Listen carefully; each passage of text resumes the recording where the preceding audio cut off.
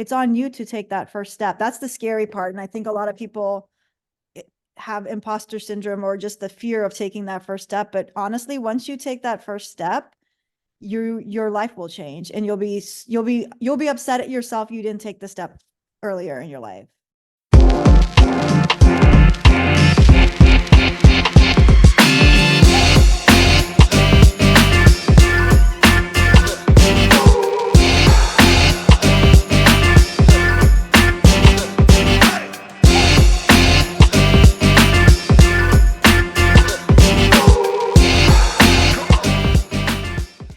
Hello, I am Melissa Forziat of Take the Doughnut, here to help you get inspiration and get donuts. I'm a motivational keynote speaker, and today I'm bringing you a Take the Doughnut interview with Shereen Kassam, who is a stand-up comedian and TEDx speaker. She's named Florida's funniest female and the creator of 1001 Red Flags. And fun fact, Shereen and I lived in the same dorm our freshman year of college, and that's how I know Shereen. So welcome, Shereen. Hey, thanks for having me. I can't believe you remember our freshman dorm. What was it, Pembroke? New Pembroke number 3, I want to say. Yeah.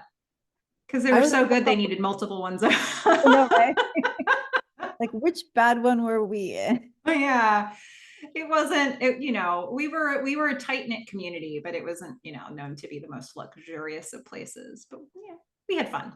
Yeah. Anyway. So first of all, I have to ask the obligatory question before we get into it. What is your favorite donut, if you have one? Oh man. Okay. So does it count? I really love cronuts. Good It's like answer. good. You know what it is, right? The donuts in New York. Okay. Yeah.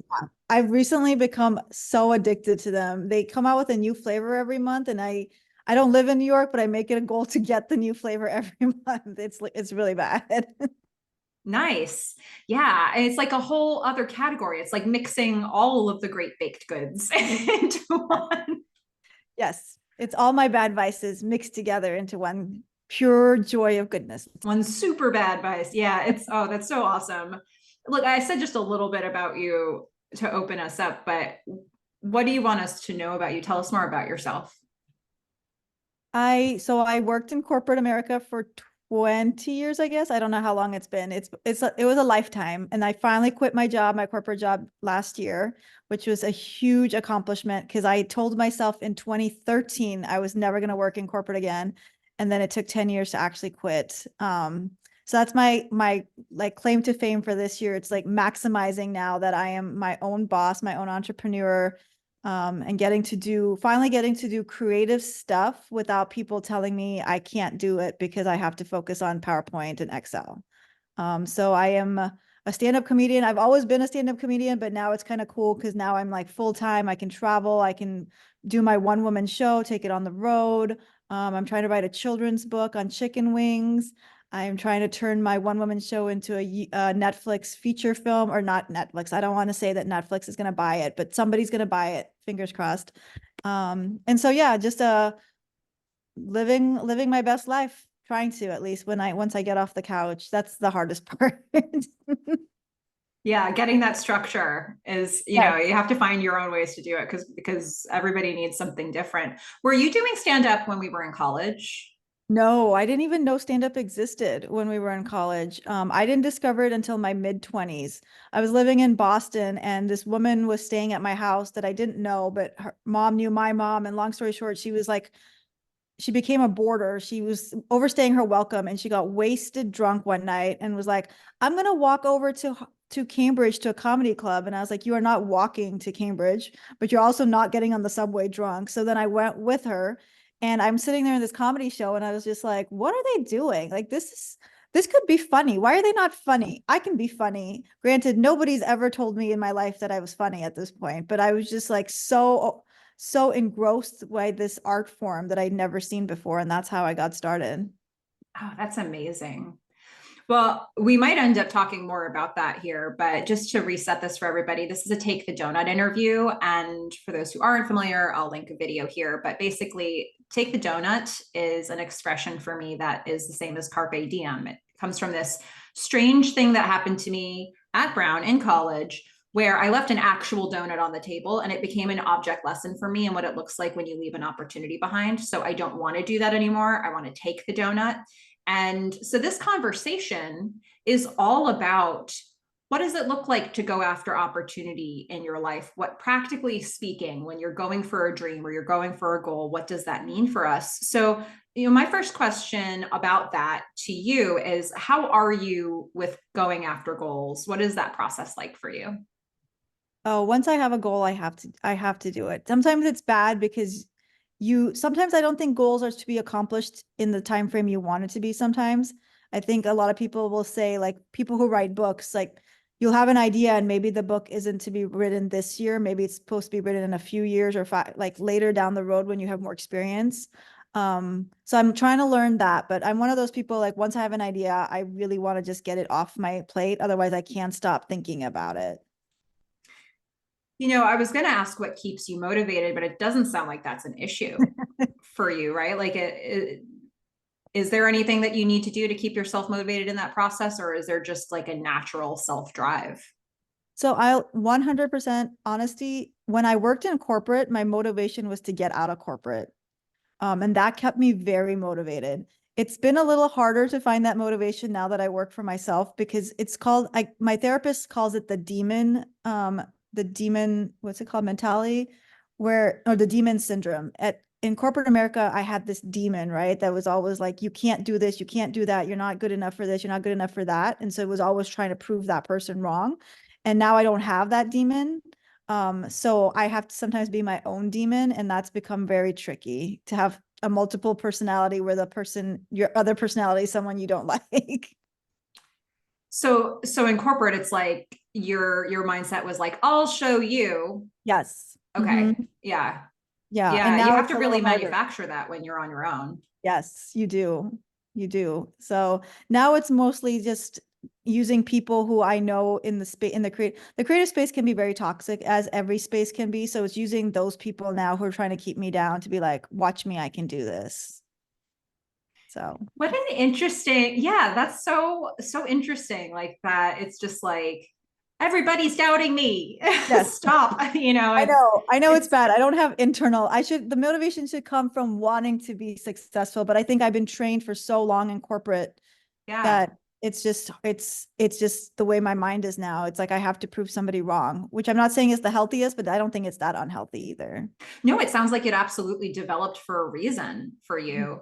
I wonder how many people, if it's just a corporate thing or if others relate to it, because it feels like others would relate to it as well. I think with like social media, with like so people being able to share opinions about anything at any time, it's something that could be really prevalent, I think, for people now. Yeah, I mean, the therapist had a name for it. She was like, "Oh yeah, it's the Yeah. demon syndrome," and I was like, "Oh yeah, I guess the people at work were demons." That's super interesting. I'm gonna have to read more on this. But when you think about, we might be talking about it, but sometimes when you go after an opportunity or a goal, there's challenges that come up. It usually happens, right? But I'm wondering if there's any specific type of challenge that often comes up for you, like the same thing rearing its ugly head over and over again, that you've learned to expect. For me, I think it's perfection. It's being okay with it not being perfect. So when I did stand-up comedy, especially, like I would never try a new joke until I thought it was perfect. But you're never going to get it perfect unless you get people's feedback on it. So I've had to become more accepting that, okay, the joke's not fully where I want it to be, but let me go try it. So at least I know if people understand the concept of it, or if it's even relatable. So for me, it's been taking a step back and just saying, put this out there and let people see it. Even with the children's book, I joined our critique group and they're always like, let's hear your work. And I'm like, I don't think it's ready, but you have to share. So you have to share what you've already written. I mean, it's actually pretty good because it gives you that sense of, okay, people understand it, people like the concept, so I should still keep focusing on it. Yeah, perfection gets so many of us, right? I'm curious with stand up, when you're trying out new material, do you just sort of dive into it and like incorporate it into your set? or do you give people a heads up, like, I'm going to try some new stuff here and see what happens, which I imagine would make it a safer place for you, but also like be harder to get the feedback that you need? Like, what is your approach with that? Yeah, I never tell them it's new material because I feel like mentally, if you tell somebody it's new, they don't react as well, or like they zone out because they're like, oh, it's just new, it's not going to be her best stuff, I don't want to hear it. So I always package it in between good stuff. So I'll start off really strong, then I'll dabble in the new stuff, and then I'll end strong, because most people only remember the beginning and the end of your show, how you made them feel at the end of it and how you made them feel when it started. That's really interesting. So if you think back historically, and this could be personal, professional, whatever comes to mind, what would you say is the biggest donut you've ever taken? Ooh, that is a the biggest donut I've ever taken or left on the table. You know what? Whatever comes to mind. I mean, honestly, right now, I would say the biggest donut I've taken is finally leaving corporate. I think it was something that had to be done, and I could have done it much sooner. But it's scary. I mean, there are moments when I'm looking at my bank account and I'm like, oh my goodness, if that check doesn't clear in the next 2 or 3 days, like something is going to go awry on my in my banking account.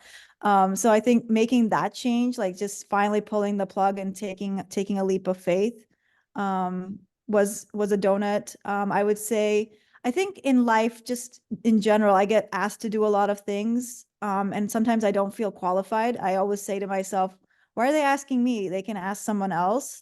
Like even for the TED Talk, it was like, why me? But I was like, well, it's here, so I'm gonna do it.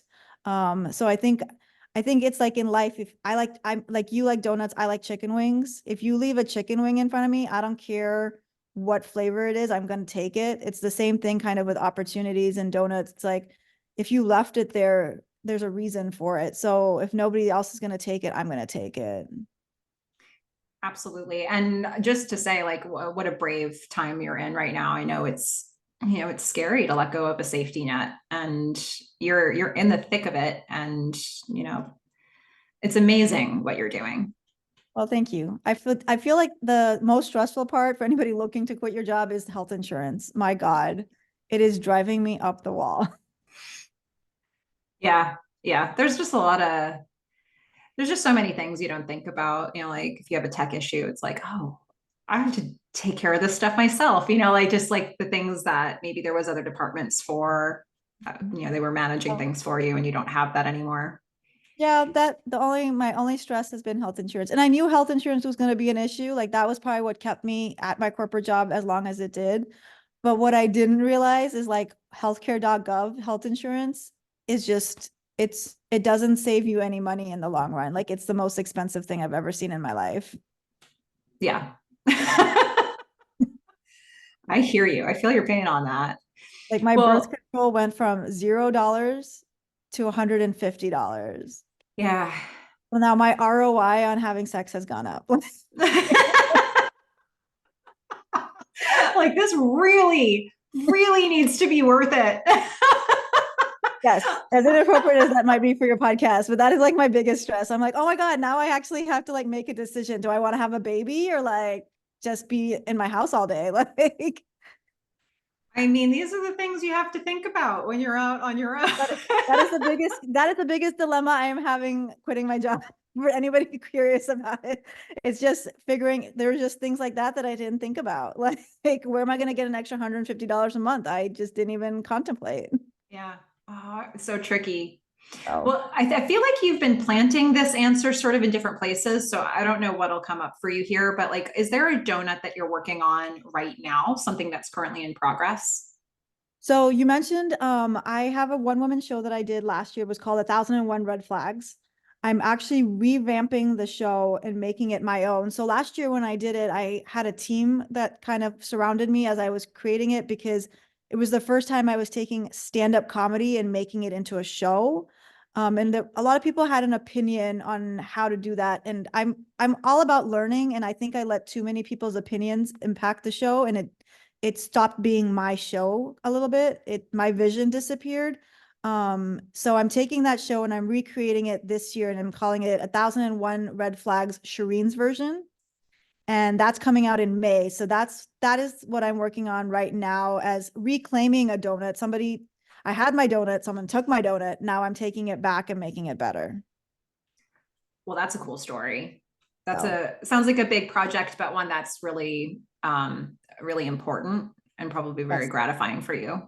Yeah, it's been weighing on me a lot for the past year. The hard part though now is, I coming back to one of your other questions, is like what's holding me back though is this perfection. Like the show has to be better than the last show, right? Because now it's like I'm doing it by myself to show people like I could have done this my way the first time, but you took my voice. So now I got to bring my voice back, but it has to be better than the last one. So it's very like it's stressful in that sense.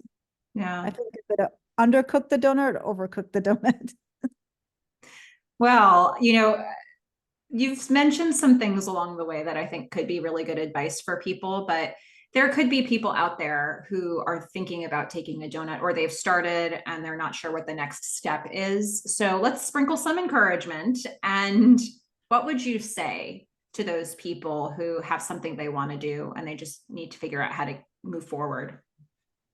Honestly, I mean, there's so many resources on the internet. Like if you want to go write a book or you want to make a movie, or I mean, even corporate wise, you want to make a career change. There's so much resources out there on YouTube, TikTok, blogs. I mean, nobody should be able to say, I don't know what the first step is. I feel like, I mean, I know that can be very pessimistic to tell someone that you can't say no, but the answers are out there. And if you can't find them, there's LinkedIn, Facebook, you can ask the question and you'll be surprised how many people want to help. Like people really do want to help in society. And so it's just asking for that help. And then it's on you to take that first step. That's the scary part. And I think a lot of people have imposter syndrome or just the fear of taking that first step. But honestly, once you take that first step, your life will change and you'll be upset at yourself you didn't take the step earlier in your life or quicker. That makes a lot of sense. And hopefully that inspired a few people who are listening to this. But, if anyone wants to find you and what you're up to, where can they find you? What link should I put in the description? Sure, you can find me on all the social media, Facebook, Instagram, TikTok. It's Funny Brown Girl. Okay, awesome. That's easy. So we'll put those links in the description. Everybody be sure to check out those resources. And if you liked this interview, which of course you did, go ahead and hit like and subscribe on this just to make sure that you can stay in touch with some of the other amazing interviews that are still to come. And in the meantime, Shereen, thank you so much for taking a little time and chatting about opportunity, going after goals and all those things. Yeah, no, this was great. Thank you so much for having me. Absolutely. Okay, everybody, you know what to do. Get inspiration, get donuts. Bye.